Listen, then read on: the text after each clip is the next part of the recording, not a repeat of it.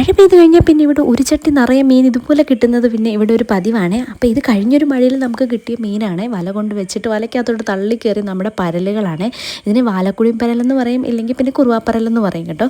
അപ്പോൾ നമ്മുടെ ഇതിൻ്റെ ചെറിയ പരലുകൾ നമുക്ക് പണ്ട് കുപ്പിക്കുടുക്കകത്ത് കിട്ടുമായിരുന്നു കേട്ടോ. ഇപ്പോൾ അതിനെയൊന്നും കാണാനില്ല. എനിക്കൊന്നും അതൊക്കെ കുറച്ച് വലിപ്പം വെച്ചെന്ന് തോന്നുന്നു. പക്ഷേ ഇതല്ല, അതിൻ്റെ തന്നെ വേറൊരു ഇനമാണ്.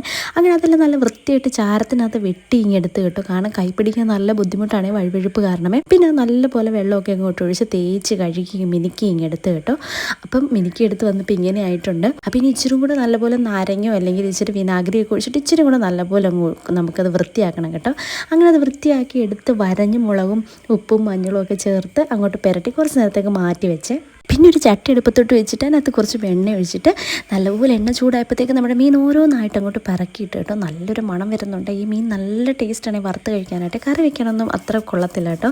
വറുക്കാനാണ് ഇത് ഏറ്റവും കൂടുതൽ നല്ലത് കേട്ടോ. പിന്നെ അടുത്തായിട്ട് അത് ഒരു സൈഡ് വെന്ത് കഴിഞ്ഞപ്പോഴത്തേക്ക് അടുത്ത സൈഡിലേക്ക് തിരിച്ചിട്ടേ.